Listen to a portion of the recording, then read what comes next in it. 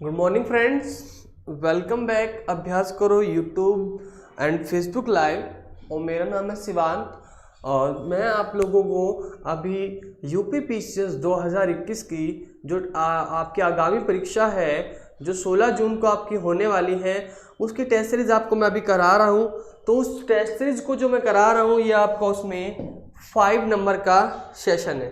कौन से नंबर का सेशन है इसमें आपका? ये आपका 5 नंबर का सेशन है। ठीक है, एक सेकंड वेट करिएगा। ये आपका छोटा वो हो गया और फिर से मैंने गड़बड़ कर दी शायद। एक सेकंड।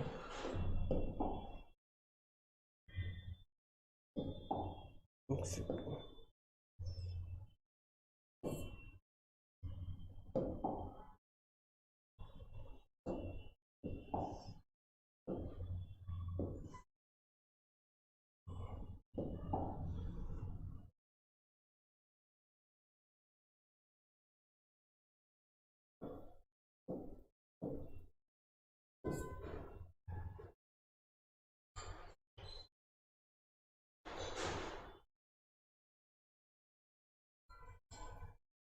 एक सेकंड।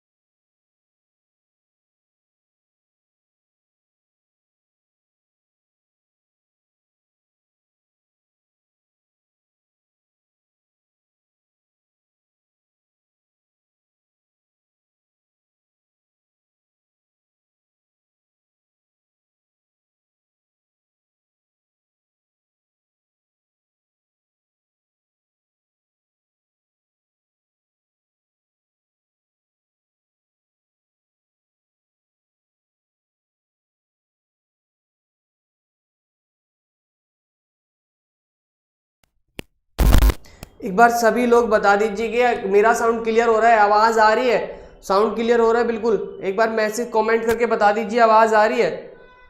आवाज़ आ रही है ना? वॉइस क्लियर हो रही है बिल्कुल? ठीक है, बताइए और फिर आगे बढ़ते हैं। बिल्कुल स्टार्ट करते हैं जी sir. Okay okay, Gopal Kumar ji धन्यवाद। तो आज का सेशन स्टार्ट करते हैं। आज आपका टेस्ट नंबर 5 है और आपका चैप्टर नंबर 5 है। तो मतलब क्या हुआ, आपका Indus valley civilisation pre proto के साथ हो गया था। सेकंड चैप्टर पे आपका मैंने कराया था वैदिक पीरियड।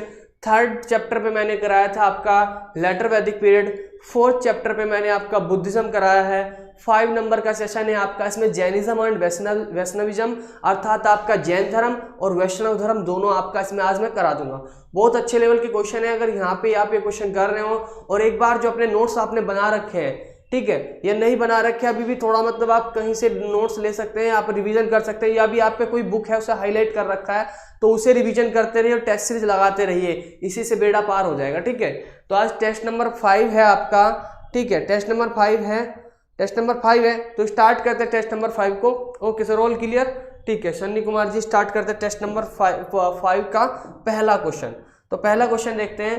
पहला क्वेश्चन क्या है आपका, स्टार्ट करते हैं कि सूची एच को, ठीक है, या सूची को फर्स्ट, ये एच गलत लिखा गया, एच नहीं कुछ भी होता, सूची फर्स्ट एंड सूची सेकंड से सम्मिलित कीजिए और नीचे दिए गए कूट मतलब नीचे दिए गए कथन में सही मिलान कीजिए।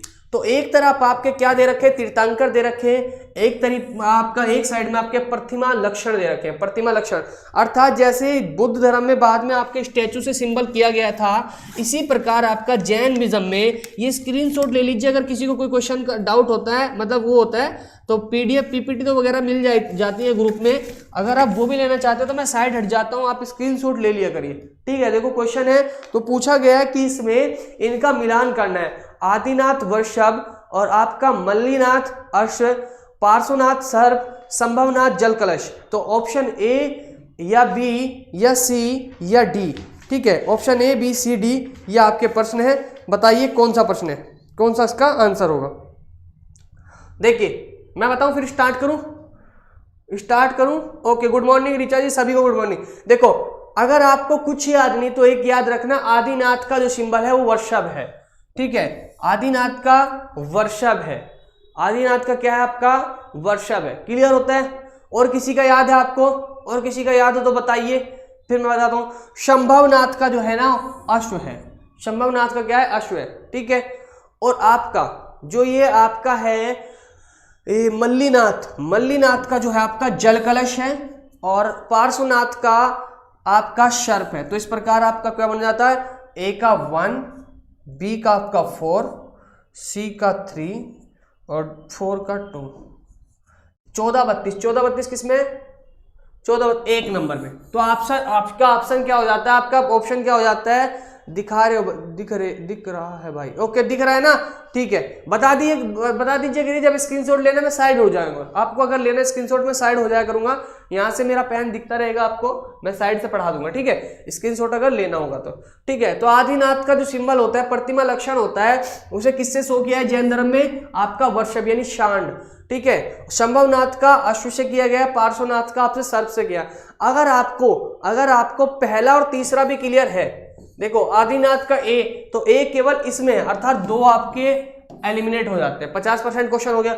अगर आपको पार्श्वनाथ वाला क्लियर है तो सी का 3 आपका इसी में है, तो आपका पहला क्वेश्चन सही हो जाता है। एलिमिनेट मेथड इसीलिए बहुत अच्छा है, इसीलिए आपका एलिमिनेट मेथड बहुत अच्छा है, अगर वो आप क्लियर कर पा रहे हो फिर आपको कोई दिक्कत नहीं होगी, ठीक है। सभी को गुड मॉर्निंग हो गई है, सभी गुड मॉर्निंग हो गई है। अब क्वेश्चन पे ध्यान दीजिए सभी लोग, ठीक है। दूसरा क्वेश्चन देखते हैं कि जैन धर्म में पूर्ण ज्ञान के लिए क्या शब्द है, जैन धर्म में पूर्ण ज्ञान के लिए क्या शब्द है, ठीक है। जैसे जब बौद्ध धर्म में ज्ञान की प्राप्ति होती है तो क्या कहलाता है, बौद्ध धर्म में जब आपका महापरिनिर्वाण, जब बौद्ध धर्म में ज्ञान की प्राप्ति होती है तब क्या कहलाता है, निर्वाण।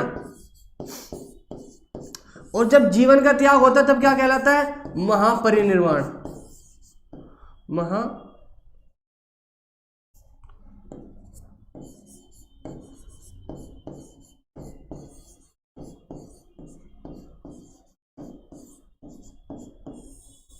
महापरिनिर्वाण। तो ये बुद्ध का है, ये किसका है, बुद्धिज्म का है। आपसे पूछा जैन का, तो ये पूछ रहे, या ऐसे भी क्वेश्चन पूछा जा सकता है कभी कि आपका निर्वाण के समकालीन क्या है, अच्छा निर्वाण के कंटेम्परेरी क्या शब्द है, ऐसे भी क्वेश्चन आ सकता है। तो पूरा ध्यान से पढ़ना है, जो भी चीज पढ़नी है। तो निर्वाण के समकालीन क्या है, तो जब आप निर्वाण के समकालीन देख रहे हो तब आपका यहाँ पे आंसर हो जाता है केवल्य। क्या हो जाता है, केवल्य, ठीक है। तो आंसर क्या हो जाएगा इसमें, केवल्य कहाँ पे आपका सी ऑप्शन में है, तो आंसर क्या हो जाएगा इसका सी। यहाँ तक आपका इसका आंसर क्या हो जाएगा, 2 का सी। सभी लोगों ने बिल्कुल सही आंसर किया है। आपका थर्ड का आंसर देख लेते हैं। देखो अनेकांतवाद निम्नलिखित में से किसका क्रोध सिद्धांत, ये पूछा जाता है अनेकांतवाद जो है वो किसका सिद्धांत एवं दर्शन है, वो आपका बुद्ध मत है, जैन मत है, सिख मत है, आपका वैष्णव मत है। ये आपसे पूछना चाह रहा है जो आपका अनेकांतवाद पे जोर दिया है वो किसने दिया है। मैंने आपको कल भी बताया था जो जैनिज्म है, जो आपका जैनिज्म थ्योरी है, जो आपका जैनिज्म का प्रिंसिपल है, सिद्धांत है, फिलोसफी है, दर्शन है, कुछ भी बोलिए, उन्होंने अनेकांतवाद पर जोर क्यों दिया है, ये तो आप रट सकते हो कि अनेकांतवाद क्यों, क्योंकि उन्होंने अहिंसा पर जो है आपका लिमिट से ज्यादा ध्यान दिया है। उन्होंने बोला है अगर आप क्या करते हो, अगर आप बोलते हो, ज्यादा बातें करते हो, मुंह पे मास्क नहीं लगा के रखते हो, तो आप बैक्टीरिया अंदर ले जा रहे हो। और बैक्टीरिया, उन्होंने क्या कहा, हर कण में आत्मा है, A to Z कण में आत्मा है आपकी। आप अगर ये मार्कर पकड़ रहे हो, आपने ज्यादा रगड़ दिया तो इस पे जो बैक्टीरिया बैठे थे ना, ये भी मर गए। उसमें मतलब आप बिल्कुल शांत पड़ जाइए, जैसे आए हो ऐसे बैठे रहिए। आप कुछ भी क्रियाकलाप कर रहे हो ना, जैसे चल रहे हो तो कीड़ी मार दी आपने, चींटियां मार दी तो चींटियां मार दी, तो कीड़े मार दे छोटे छोटे, ये सब जब कीड़े और चींटियां मार दिया आपने तो पाप कर दिया। तो अनेकांत बोलने पे भी रोक लगाई।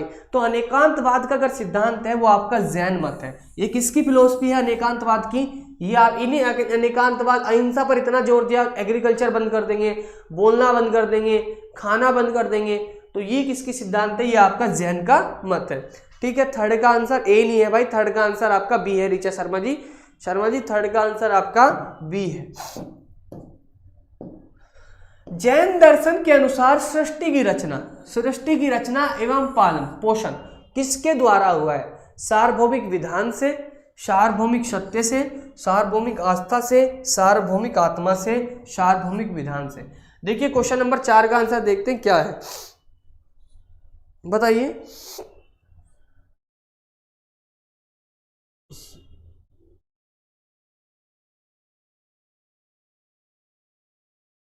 बताइए पारुल सिंह। हाँ, अगर आप नहीं, बी गलत, डी गलत, नहीं गलत आंसर दे रहे, नहीं, इसका आंसर होता है सार्वभौमिक विधान से।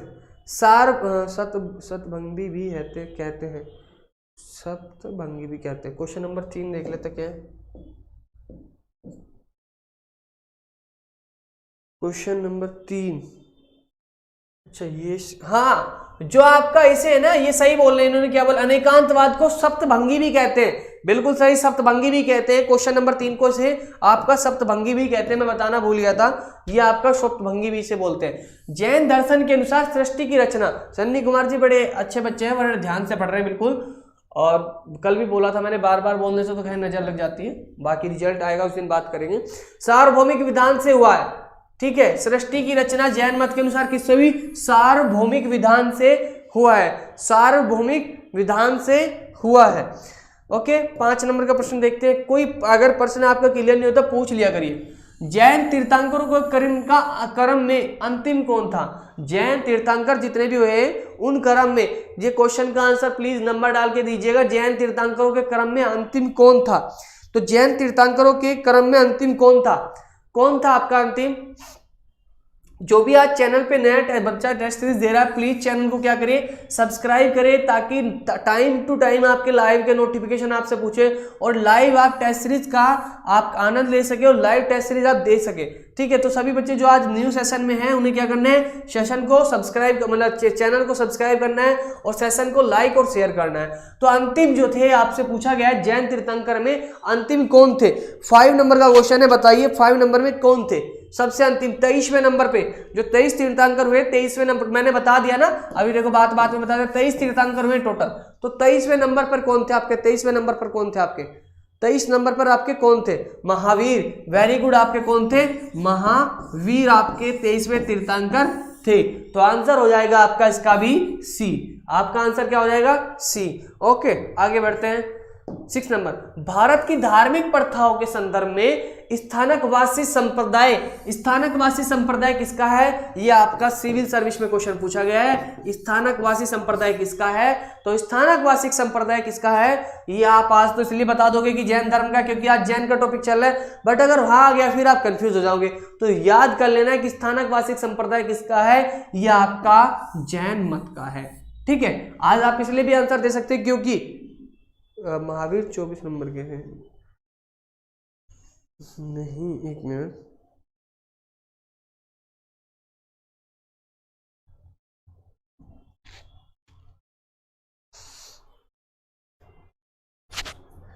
चौबीस नंबर के थे, मैंने 23 बोल दिया ना, 23। हाँ जी, हाँ जी, हाँ जी, हाँ जी, जी जी जी, बिल्कुल बिल्कुल बिल्कुल, सॉरी, मैं दोबारा से अपनी बातें सही कर लेता हूँ। ये आपके टोटल जो है 24 नंबर हुए हैं, 23वें नंबर के तो पार्श्वनाथ थे। देखो मैं भी इंसान हूँ, हो जाती है गलती, कोई मतलब मैं भी वही रोबोट नहीं कि फिक्स है, अब हो जाती मुंह से बातें, कभी कभी दिमाग में कुछ होता निकल जाती। 24वें नंबर पे आपके महावीर थे। मैं अपनी बातें दोबारा ठीक कर देता हूँ, हालांकि जो एक बार मुंह से निकल जाती है वो ठीक नहीं होता, एक बार अगली वाणी में मैं से ठीक कर रहा हूँ। आपका 24वें तीर्थंकर आपके महावीर थे। ठीक है। 24वें तीर्थंकर आपके महावीर थे, 23वें नंबर के आपके पार्श्वनाथ थे, ठीक है। तो पहले जो मैंने बोल दिया उसके लिए सॉरी, ठीक है। अभी दोबारा से सही कर दिया मैंने, पार्श्वनाथ आपके 23 नंबर के थे, 24 नंबर के आपके महावीर थे। और याद दिलाने के लिए ऋचा शर्मा जी को थैंक यू, ठीक है। भारत की धार्मिक प्रथाओं के संदर्भ में स्थानकवासी का संबंध है, जैन मत से है, ये आपका क्लियर हो गया है। 7वें नंबर का देख लीजिए, निम्नलिखित में कौन सा आरंभिक जैन साहित्य का भाग नहीं है? इनमें से कौन सा आपका किसका 7वें नंबर का क्वेश्चन है, आरंभिक मतलब शुरुआत के जैन साहित्य का भाग नहीं है? कौन सा नहीं है? 3 है, 1 नहीं है, बताइए 7वें नंबर का क्वेश्चन।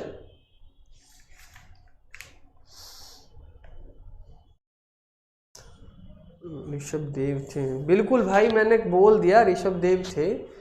ओके, अरे नहीं सर, सिर्फ रिपेयर की हुई आपकी बात गलत, रिपेयर की आपकी बात गलत नहीं बोली। नहीं गलत कोई भी बोल सकता है, गलत वैसा गलत नहीं बोला मैंने कहा वो मतलब सेंटेंस गलत हो गया, कोई बात नहीं, गलती सलती होती रहती है।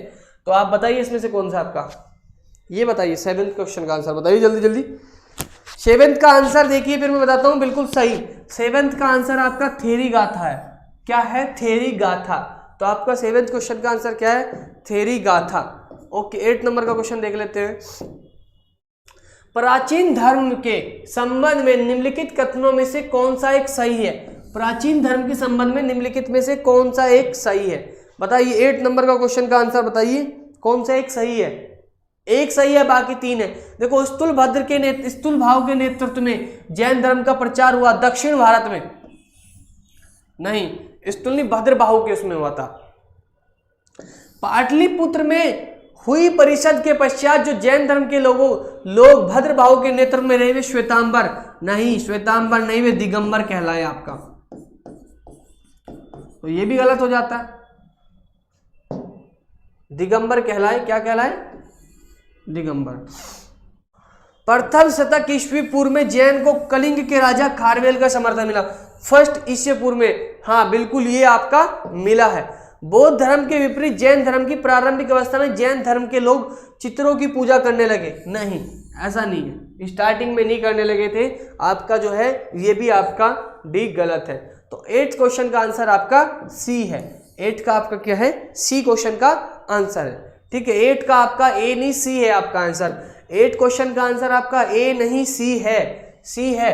अभी देखो इतने बच्चे लाइव देख रहे हैं और क्वेश्चन के आंसर कुछ ही दे रहे हैं, ठीक है। क्वेश्चन के आंसर दीजिए, गलत सही कुछ तो दीजिए, ठीक है। कमेंट करके नीचे ऐसे सिंबल सा बना रहता है, उसे खोल लीजिए, वहां पे आपका आंसर कर सकते हैं। अगर किसी को नहीं पता, चैट का निशान बना होता है, ठीक है। क्वेश्चन नंबर 9 देख लेते हैं, क्वेश्चन नंबर 9 देख लेते हैं।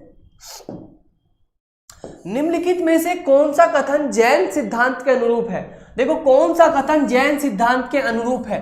कौन सा कथन आपका जैन सिद्धांत के अनुरूप है? ध्यान से आप सेंटेंस पढ़ेंगे, जब आप ध्यान से सेंटेंस पढ़ेंगे तभी समझ में आएगा कि देखो कौन सा धर्म, पहले क्वेश्चन अच्छे से पढ़ लो, जैन धर्म के सिद्धांत के अनुरूप है, अर्थात जो जैन धर्म को फॉलो करता है वो कौन सा सेंटेंस इनमें से, ठीक है। जो नहीं करता है वो अलग हो जाएगा। पारुल सिंह जी को ओके सर। सभी प्लीज जितने भी सेशन को लाइव देख रहे हैं, और देखो लाइव ज्यादा देख रहे हैं और लाइक कम है, ये गलत बात है। प्लीज सभी जो लोग लाइव देख रहे हैं को आप अभी क्या करो, शेयर नहीं कर सकते, शेयर बाद में कर देना प्लीज, अभी लाइक जरूर करें। अभी देखो लाइव ज्यादा देख रहे हैं आपके और आपके लाइक कम है, ये गलत बात है, ठीक है। तो सभी लोग लाइक कर रहे हैं पहले तो, ठीक है। अभी 9 नंबर का क्वेश्चन देखते हैं, तो 9 नंबर का पढ़ लेते हैं। कर्म को विनिष्ट करने का सुनिश्चित मार्ग तपस्या है। कर्म को विनिष्ट करने का सुनिश्चित मार्ग क्या? तपस्या है। दूसरा पढ़ लेते हैं, प्रत्येक वस्तु वह चाहे सूक्ष्म हो, सूक्ष्म कण हो, कुछ भी हो, उसमें आत्मा होती है। दूसरा ये बोल ले कि आत्मा होती है हर जगह। कर्म आत्मा का विनाशक है, जो कर्म है वो आत्मा का नाश करता है, अवश्य ही इसका अंत करना चाहिए। बिल्कुल, ये 3 बात बोली है। इनमें से पूछ रहा है 9 नंबर के क्वेश्चन में आपकी कौन सी सही है, ठीक है। ये पूछ रहे हैं कौन सी आपकी सही है, ठीक है। देखो 3rd से पढ़ लेते, कर्म आत्मा का विनाशक है। यदि कर्म करोगे आप जैन के मत के अनुसार, ठीक है सर जी, हम शेयर भी कर दिया, बिल्कुल धन्यवाद गोपाल जी आपका। पर देखो लाइव ज्यादा देख रहे हैं, भी लाइक कम है, ये गलत बात है पर, ठीक है। ओके, देखो कर्म आत्मा का विनाशक है, अवश्य ही इसका अंत कर देना चाहिए। देखो अगर आप कर्म करोगे तो आत्मा की हर मृत्यु, आत्मा उनके अनुसार आत्मा की डेथ होगी, क्वेश्चन नंबर 9 का first and second and third देख लेते हैं। कर्म आत्मा का विनाशक है, जो इसका अवश्य ही इसका अंत करना चाहिए, अर्थात किसका, कर्म का करना चाहिए। अगर आप कर्म का नाश करोगे तो इनका मानना है कि अगर कर्म को आप मार दोगे तो उससे क्या होगा आपका, जैसे ही आप कर्म का नाश कर दोगे तो आत्मा बच जाएगी।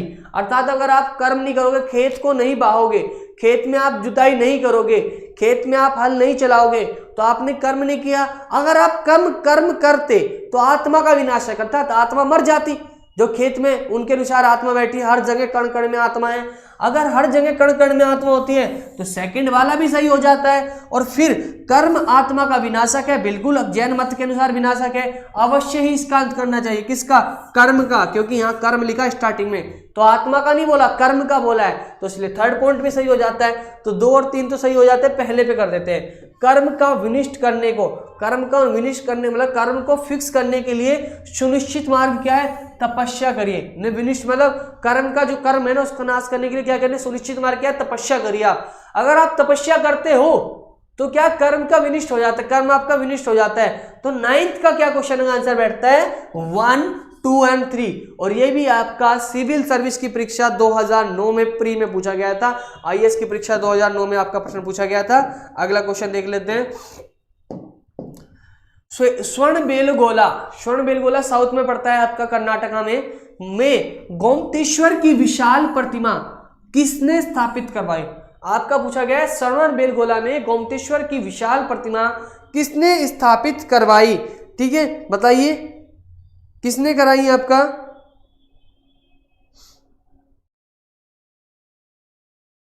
और ये एक क्वेश्चन और, किस यहाँ के किस शासक से है। ठीक है, ये और बताइए।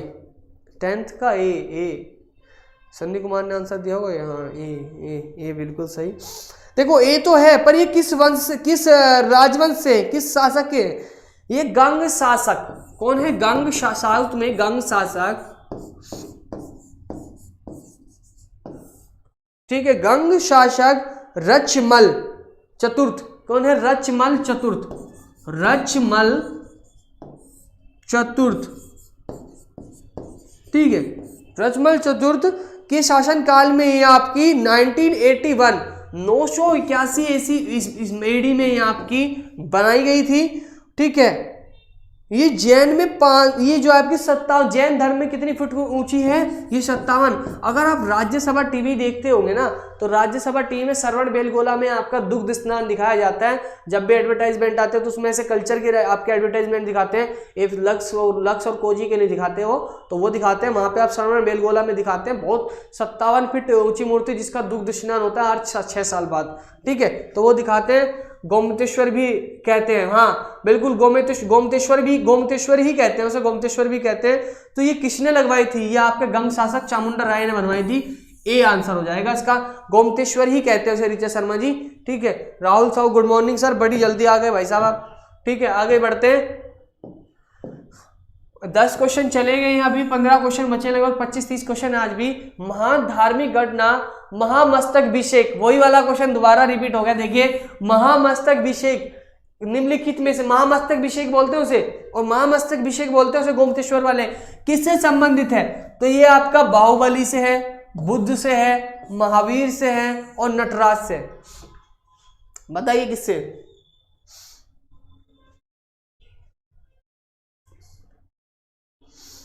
बताइए, इन्हें आदिनाथ का पुत्र भी कहा जाता है। बताइए, मैं बता देता हूं फिर। आपका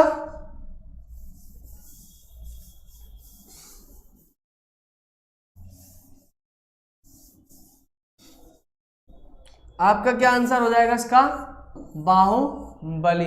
आपका आंसर क्या हो जाएगा, बाहुबली। तो बाहुबली इसका आंसर हो जाएगा, आंसर नंबर ए। अगला क्वेश्चन देखते हैं, अगला क्वेश्चन बढ़ते हैं। 12 देखिए, एक क्वेश्चन मैंने कल कराया था। अगर आप 12 नंबर को ध्यान से देखेंगे, क्वेश्चन मैंने कल कराया था। ठीक है, 11th का ये हो गया सर। अब राज्यसभा और लोकसभा टीवी को एक कर दिया गया है, अब होगा सांसद TV. Okay, thank you information के लिए। ठीक है, आपका लकुश लीश आजीवक, नागार्जुन, शून्यवाद, भद्रबाहु, पाशुपत, गोशाल, जैन। देखिए अगर मैं अपने तरीके से बताऊं, मुझे समय क्या आता है मैं अपने हिसाब से देखूं। जैसे मैंने कल आपको एक चीज बताई थी, क्या बताया था मैंने आपको कल, कि जो आपका इनमें से देखिए जो आप स्क्रीन पे दिख रहे हैं ना, कि जो ये है, मैंने कल आपको नागार्जुन बताया था। नागार्जुन का सिद्धांत था शून्यवाद, कल मैंने कराया था, अर्थात बी का आपका 2 हो गया, यहां तक हो गया बी का 2। अब आप देखिए बी का 2 किस किस में है। अगर बी के 2 की बात करेंगे तो आपका ये वाला जो है ना, ये आपका कट जाएगा ए नंबर का, और आपका डी नंबर का आपका कट जाएगा। तो आपके 2 आंसर बचे बी एंड सी। यहां तक मैं क्लियर हूं। अगर मुझे केवल नागार्जुन का याद है, अगर जो मैंने कल की टेस्ट सीरीज आपकी कराई थी, 12 नंबर के क्वेश्चन की बात कर रहा हूं। फिर मुझे मखाली गोशाल आजीवक संप्रदाय याद है, मुझे मखाली गोशाल आजीवक संप्रदाय याद है, ठीक है। तो मखाली गोशाल आजीवक संप्रदाय है, यानी डी का 1। अब डी का 1 देखिए किसमें है, तो डी का 1 किसमें है, इसमें है डी का 1। अर्थात इसका आंसर मेरे ये अभी तक कितना बैठ गया, अगर मुझे केवल 2 ही आते थे तो उस हिसाब से मैंने इसका 100% सही आंसर कर दिया है। क्या इसका आंसर हो गया आपका बी। इसका आंसर क्या हो गया, केवल मुझे 2 पता होने के बावजूद मैंने इसका क्वेश्चन का आंसर सही कर दिया। यही होता है बेनिफिट इस मैच द फॉलोइंग वाले में।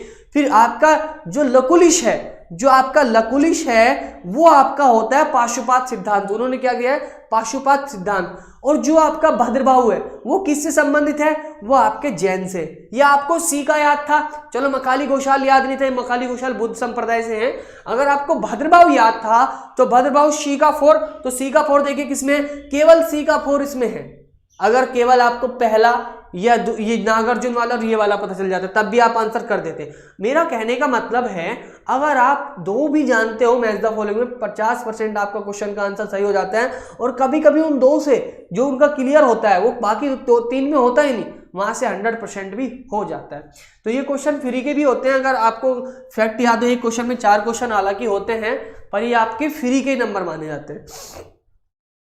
मेरे को सिर्फ भद्रबाहु का याद था, ओके भद्रबाहु का याद था ना, तो सी का 4, तो सी का 4 देखिए, सी का 4 अब अगर आप देखते हो, मैं सी का 4 आपको देखता हूं ना, देखो यहां से देखिए सी के 4 में आपका 1 तो कटा ना, तो 75% 25% तो कट गया ना, सी का 4 था आपका। अगर आपने कल की टेस्ट सीरीज ली थी तो नागार्जुन तो आपका याद होना चाहिए था, अगर वो भी याद नहीं, जब अगर आपने मखाली गोशाल पढ़ा होगा, जैन धर्म में आजीवक संप्रदाय जिन्होंने नियतिवाद का भी सिद्धांत दिया है कि सब कुछ पहले से ही आपका फिक्स है। अगर आप एक रील के धागे को फेंकते हो, जो रील पे धागा लिपटा और पीछे धागे की नोक को पकड़ के फेंकते हो, तो वो रील वहां तक ही जाएगी जहां तक उसमें धागा बंधा है, यानी सब कुछ आपका फिक्स है। आजीवक संप्रदाय ये इससे संबंधित है, तो ये बी का 1 जोड़ लीजिए, फिर डी का 1, तो डी का 1 देख लीजिए, डी का 1 अर्थात ये वाला तो नहीं होगा, डी का 1, अब ये वाले 2 बचे, तब भी आपका कितने 50% पे आपकी बात आ गई, ठीक है। और ये तो फिर नागार्जुन वाला तो कल पता नहीं जी, फिर आपका सही आंसर हो जाएगा बी, ठीक है। ओके आगे बढ़ते हैं, ओके यहां तक ठीक है। 13 नंबर का समाधि मरण किस दर्शन से संबंधित है। अर्थात देखो आप बार बार अगर यहाँ पे रहोगे, कर्म करोगे, तो आप जब कर्म करोगे आत्मा का नाश होगा। जब आत्मा का नाश होगा इसलिए क्या करो, समाधि में लीन हो जाओ। किस में लीन हो जाओ, समाधि में लीन हो जाइए। 1 मिनट,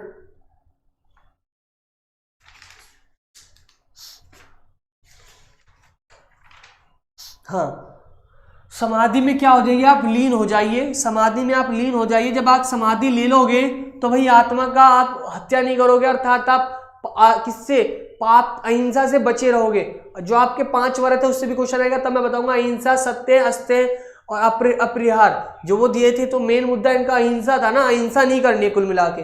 तो जब आप अहिंसा नहीं करोगे, समाधि मरण की स्थिति में चले जाओ, तब आपका आंसर क्या हो जाएगा, बी, जैन दर्शन। यहां तक क्लियर हो जाता है, तब आंसर क्या हो जाता है, बी, ठीक है। आगे बढ़ते हैं, 14 नंबर का क्वेश्चन देख रहे हैं, नैनार कौन थे।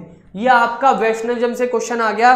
जो आज का सेशन आप अभी कर रहे हो ना, जो आपका क्वेश्चन सेशन आप कर रहे हो, ये अलका जी, देवेंद्र जी, प्लीज सेशन को सभी लोग लाइक कर दीजिए। आप क्या कर रहे हो, अभी लाइव ज्यादा बच्चे हैं और लाइक कम है, ये फिर गलत बात है, ठीक है। लाइक प्लीज सभी लोग कर दीजिए। तो नैनार कौन है, देख आप देवेंद्र सिंह ने बिल्कुल सही आंसर किया है, बिल्कुल सही आंसर दिया है, सी आंसर सही दिया। वैष्णव धर्म से संबंधित है, ठीक है, संलेखना भी कहा जाता है जी, बिल्कुल संलेखना कहा जाता है 1300 वाले क्वेश्चन को, ठीक है। तो आपका 14 का क्या है, आपका वैष्णव धर्म है आपका। 14 का नैनार कौन थे, आपके वैष्णव धर्म से संबंधित थे, ठीक है। 14 का सभी को क्लियर हो गया है, बिल्कुल। अगर कोई डाउट होता तो पूछ लीजिए करिए। तो 14 का प्लीज सभी लोग सेशन को यार लाइक करिए, ऐसा मत करिए, ठीक है। आगे बढ़ते हैं। 15 भागवत धर्म का ज्ञात सर्वप्रथम अभिलेख साक्ष्य है। जो आपके भागवत धर्म का ज्ञात है वो सर्वप्रथम साक्ष्य है, किस चीज का है, जो आपके बेसनगर, आपका बेसनगर था जहां पे आपके, एक सेकेंड में बता देता हूं, जो आपके हेलियोडोरस थे ना, कहाँ के, विदिशा जो बेसनगर जहाँ पे है, भागवत धर्म का जो प्रथम साक्ष्य मिला है वो गुरुड़ स्तंभ से मिला है, ठीक है। जो यवन के राजदूत थे हेलियोडोरस, वहां पे वो पहली बार क्या करते हैं, उसकी स्थापना करवाते हैं। तो प्रथम अभिलेख जो आपका भागवत धर्म का मिलता है, अगर आपको दिख रहे हैं पॉइंट, तो इसका आंसर आपका क्या होता है, सी, बेसनगर का गुरुड़ स्तंभ से आपका साक्ष्य मिलता है। बेसनगर का गुरुड़ स्तंभ से आपको साक्ष्य मिलता है। नैनार करकैल गैयर भी हिंदू धर्म में ये आपके सही थे।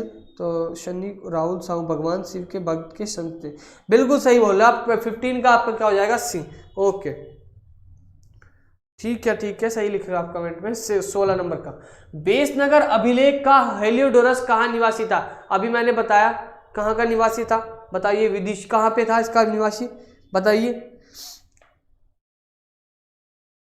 कहाँ पे था विदिशा, ये कहाँ पे पड़ता है उस टाइम, तक्षशिला के यवन राजदूत, तक्षशिला के यवन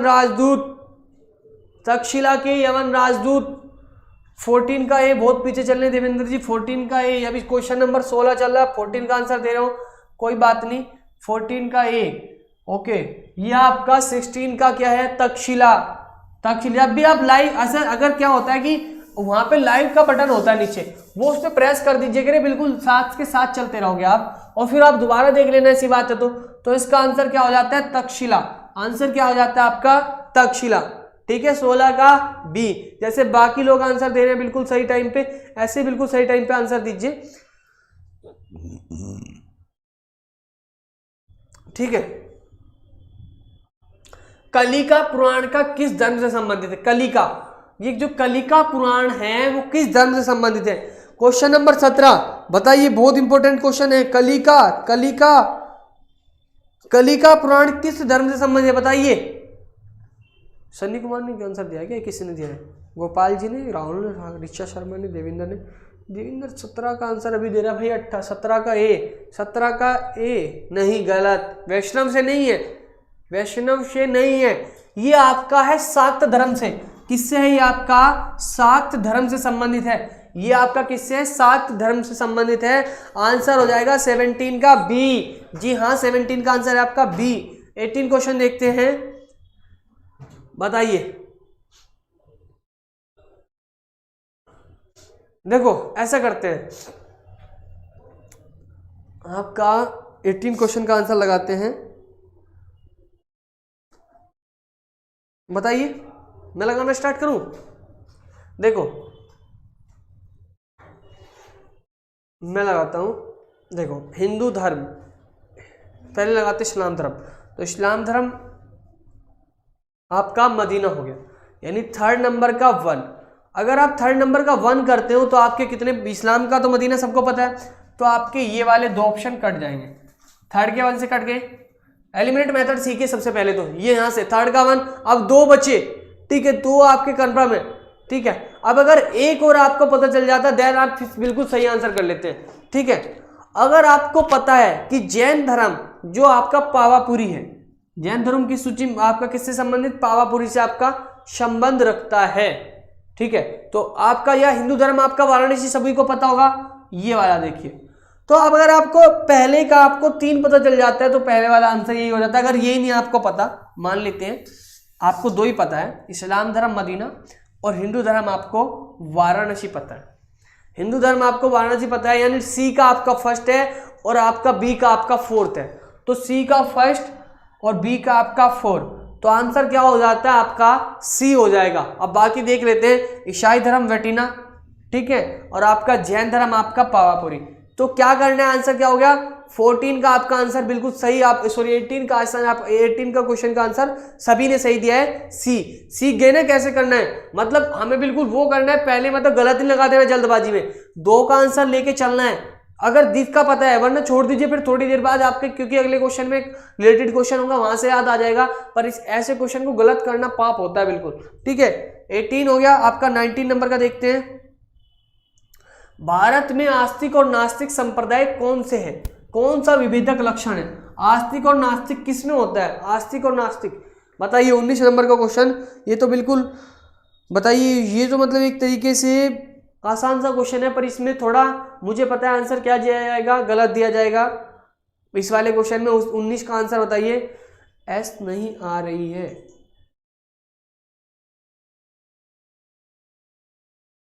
एस नहीं, पारुल सिंह जी क्या बोलना चाहते हैं, एस नहीं आ रही है, क्लियर बताइए, एस फुल फॉर्म लिखिए, एस क्या नहीं आ रही है,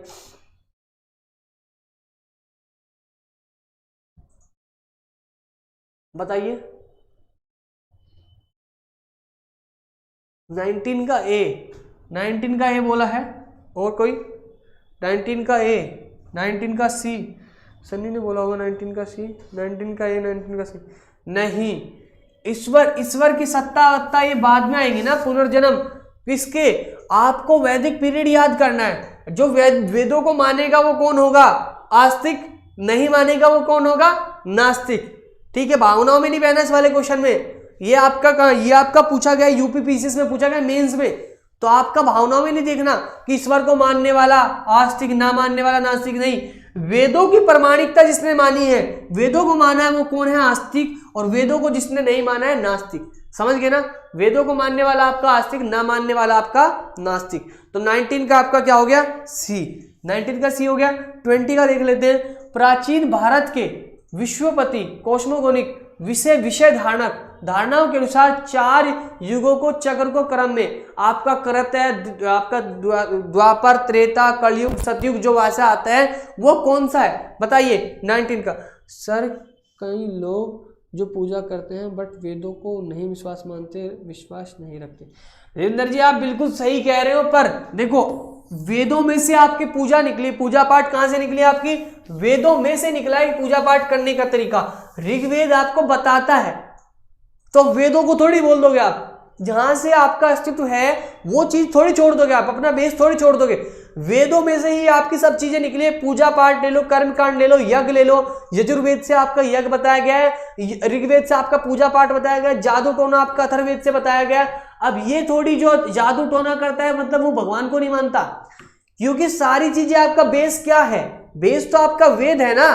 तो आपका जब बेस वेद है तो आपका अगर वेदों में कोई आस्था रखेगा तो वो आस्तिक, और आस्था नहीं रखेगा वो नास्तिक, क्योंकि हमारा बेस क्या है, हमारी फिलोसफी अगर हम उपनिषदों पे आधारित सत्यमेव जयते लिए है, वो कहां से निकला, पहले क्या बने, वेद बने, फिर क्या बने, उपवेद बने, फिर आपके ब्राह्मण बने, फिर आपके अरण्यक बने, फिर आपके उपनिषद बने, फिर आपके वेदांग बने।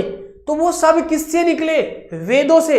अगर आप वेदों में आस्था रखोगे तो डेफिनेटली आप आस्तिक, और नहीं रखोगे नास्तिक। भगवान का कंसेप्ट कहां से आ रहा है, वेदों में से आ रहा है ना, क्योंकि वेदों में जब ऋग्वेद में बात करते हैं वहां पे 1028 सूक्त है, और 1028 सूक्त में से 250 सूक्त इंद्र भगवान के हैं। यानी अगर बात करें मंत्रों के आधार पे भगवान का डिवीजन क्या है, आस्था के आधार पे नहीं। तो जो हमारा बेस है वो हमारा वेद है। अगर हम वेदों को मानेंगे तब हम क्या करेंगे, आपको आस्तिक, नहीं मानेंगे नास्तिक। ठीक है, क्लियर हो जाना चाहिए यहां तक। तो 21 आपका आंसर हो गया। तो 20 का देखिए, आपका विषय धारणाओं के अनुसार 4 युगों के कर्म का इस प्रकार कौन सा है, पहले कौन सा आता है, त्रेता आता है, द्वापर आता है, करत आता है, काली आता है, बताइए कौन सा आता है।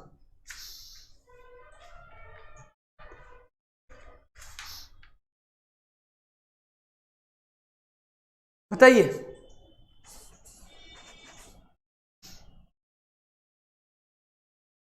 भागवत में बताया गया है इसका कर्म 20 का। 19 में पूछो, 20 का पूछ रहा हूं भाई मैं, 20 का क्वेश्चन का आंसर पूछ रहा हूं। 20 का सी, पहले आपका करत आता है, फिर द्वापर नहीं, पहले त्रेता आता है, फिर आपका द्वापर आता है, फिर आपका कलयुग आता है। तो पहले क्या आता है, कृत आता है, फिर आपका त्रेता आता है, फिर द्वापर आता है।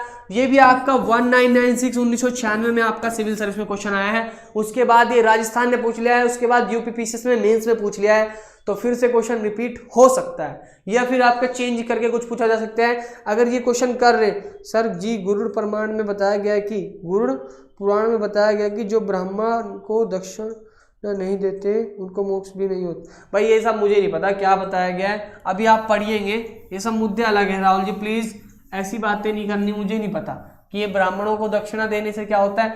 हमें केवल मैथोलॉजिकल बातें नहीं करनी, जो हमारे सिलेबस की बात है उसमें करनी, ठीक है। तो अब इसके लिए मतलब सॉरी, मैं आपका क्वेश्चन का आंसर नहीं दे पाऊंगा, ये मुझे नहीं पता क्योंकि मैंने गरुड़ पुराण नहीं पढ़ा, ठीक है, इसके लिए सॉरी। आप 20 का आंसर क्या हो जाता है आपका, सी हो जाता है। 21 का आंसर क्या होता है आपका, निम्नलिखित में से कौन सा प्राचीन भारत में शैव संप्रदाय था। शैव संप्रदाय कौन था आपका, प्राचीन भारत में शैव संप्रदाय था, बताइए 21 का आंसर। ये भी आपका सिविल सर्विस का क्वेश्चन है, बताइए बी इसका, बोल दीजिए सबको। हाँ बिल्कुल सही बातें कर रहे हैं, आगे पढ़िए। 21 का आपका बताइए आंसर। 21 का आंसर आपने बोल दिया, वही बात मुझे क्या बोलनी पड़े, जो सब तो पढ़ रहे हैं ना। आपका बताइए शैव संप्रदाय संबंधित था किससे था, तो आपका मत मयूर से संबंधित था आपका शैव संप्रदाय, ठीक है। 21 क्लियर हो जाता है। 22 देखते हैं, महावीर का प्रथम अनुयायी कौन था। तो महावीर का प्रथम अनुयायी उनका जमाई था, अर्थात जमाई मतलब जो उनकी बेटी का हस्बैंड था, लिखा है साफ साफ। तो जो उनकी बेटी का हस्बैंड था वो था, तो उनकी बेटी का नाम प्रियदर्शनी था और उनके हस्बैंड का नाम था आपका जमाली, और यही आपका पहला शिष्य था। हालांकि ये बाद में ब्रह्मचर्य का बोलते हैं, बट इनके बेटी थी। और इनके जो श्वेतांबर है वो बोलते हैं कि हमारे जैन जो महावीर जैन थे वो आपके क्या थे, आपके ब्रह्मचर्य थे, उन्होंने शादी नहीं की थी, बट उनकी शादी हुई थी। आपके दिगंबर मानते भी हैं और इतिहास के बहुत सारे सोर्स ये बताते हैं कि उनकी शादी हुई थी, उनकी पत्नी जो थी उनसे एक प्रियदर्शनी का पुत्री हुई थी और उसकी शादी एक जमाली नामक व्यक्ति से हुई थी जो बाद में इनका पहला शिष्य बना था, ठीक है। ये आपका 22 का ए। 23 का, किस जैन सभा में अंतिम रूप से श्वेतांबर का आगमन हुआ, किस जैन सभा में अंतिम रूप से श्वेतांबर का आगमन हुआ। 23 का क्वेश्चन का आंसर देखिए। 23 बताइए। ये आपकी जो पहली थी ना, पहली आपकी फर्स्ट जैनिज्म काउंसिल थी, ये उसमें हुआ था। और फर्स्ट जैनिज्म काउंसिल आपकी कहां पे हुई थी, आपका कहां पे हुई थी, वैशाली में। तो इसका आंसर क्या हो जाएगा, या फिर ऐसे भी पूछा जाएगा फर्स्ट जैनिज्म काउंसिल कहां पे हुई आपकी, वैशाली में हुई, ठीक है। अभी देखो टेस्ट 5 हो गए हैं, 95 टेस्ट बचे हैं। जोश कम नहीं करना है, वो बात नहीं भूलनी है, कौन सी, एक दिन बराबर 1%। क्योंकि देखो जिसने कई अटेम्प्ट दे लिए उसके लिए भी बोल रहा हूँ, जिसका पहला अटेम्प्ट है उसके लिए भी बोल रहा हूँ, हिम्मत नहीं हारनी है, बिल्कुल जोर शोर से तैयारी करनी है। यहाँ पे टेस्ट चल ही रहा है, बाकी अपना रिवीजन करते रहिए बिल्कुल, क्योंकि आपके ज्यादा दिन नहीं बचे, अब 105 दिन आपके बचे हैं। कितने दिन बचे हैं, 106 दिन आपके बचे हैं। तो बिल्कुल लगातार हिम्मत करते रहना है और एग्जाम में जाके ये प्रैक्टिस करते रहना है। बाकी जैसे कल आपका जैन के बाद क्या होगा, महाजनपद होगा, तो अच्छे से अभी जैसे जैन के कुछ क्वेश्चन अगर आपके गलत हुए हैं या पिछले 3 चैप्टर के क्वेश्चन गलत हुए हैं, तो उन्हें ये मत सोचना कि बाद में नहीं, 10 दिन का टारगेट एंशिएंट हिस्ट्री का रखा है, तो 10 दिन में एंशिएंट हिस्ट्री खत्म। अभी 5 दिन हो गए, 5 टॉपिक खत्म हो गए, 5 दिन और में आपके एंशिएंट खत्म हो जाएगी।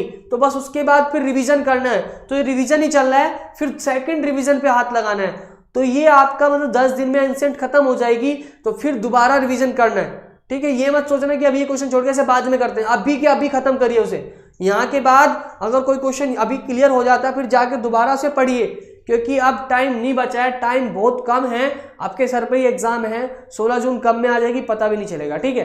तो टाइम बहुत कम है, ठीक है। अभी 2 से 3 दिन आप होली के चक्कर में भी खराब करने वाले हो, तो पता भी नहीं चलेगा। फिर 2 दिन खराब करोगे, 2 दिन पहले सोचोगे और 2 दिन बाद में होश आएगी, यानी 1 हफ्ता गायब हो जाएगा, ठीक है। तो अभी बस लगातार इसकी क्या नाम, एक दिन 1% बराबर भूलना नहीं है और निगेटिव मार्किंग भी नहीं भूलनी है। एक दिन एब्सेंट बराबर 2.5%, अगर ये भूल गए तो समझ लेना कि फिर प्री क्लियर होना उतनी दूर चला जाएगा। ठीक है, ओके।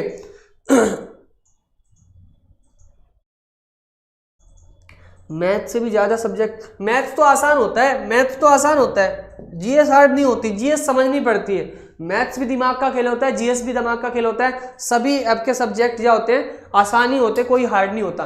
तो किस ये मैंने बताया था 23 नंबर का, 24 नंबर का क्वेश्चन देख लेते हैं। 24 नंबर का आपका क्वेश्चन देख लेते हैं। निम्नलिखित में से कौन सबसे पूर्वकालिक जैन ग्रंथ कहलाता था? कौन सबसे पूर्वकालिक जैन ग्रंथ कहलाता था? आपका 24 का आंसर देखिए, 24 का पूर्वकालिक आपका 14 पूर्व, आपका कौन है? 14 पूर्व। तो 24 का आपका आंसर हो जाता है 14 पूर्व। 25 का तीर्थंकर शब्द संबंधित है, जब से तीर्थंकर ही चल रहा है तो आप क्लियर बता ही दोगे आप तीर्थंकर किससे संबंधित है। तो तीर्थंकर आपका किससे संबंधित है? आपका जैन से संबंधित है। तो तीर्थंकर आपका किससे संबंधित है? आपका जैन धर्म से संबंधित है। तो तीर्थंकर आपका किससे संबंधित है? जैन धर्म से संबंधित है। ओके,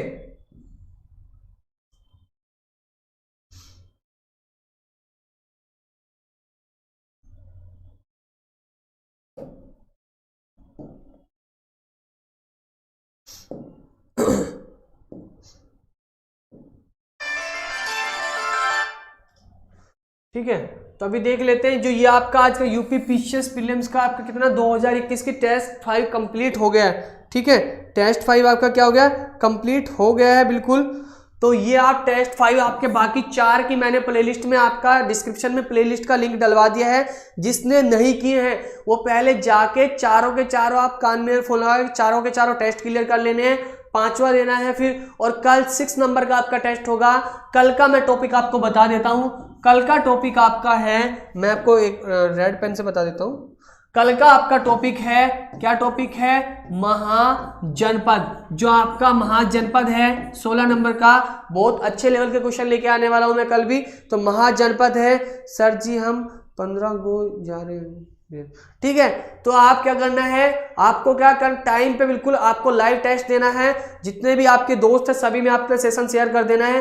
तो आज की बातों को यहीं पे स्टॉप लगाते हैं। सभी को बाय। और ठीक 9:30 बजे, ठीक शाम की 9:30 बजे एमपी पीसीएस का टेस्ट सीरीज चल रहा है। तो वहां पे जो एमपी के क्वेश्चन उन्होंने छोड़ देना, अभी पूरा मैं टेस्ट करवा रहा हूं। वहां पे भी जो क्वेश्चन है हर जगह के क्वेश्चन लगाइए, ठीक है। पढ़िए और बस टेस्ट सीरीज दीजिए, आप कोई काम नहीं है।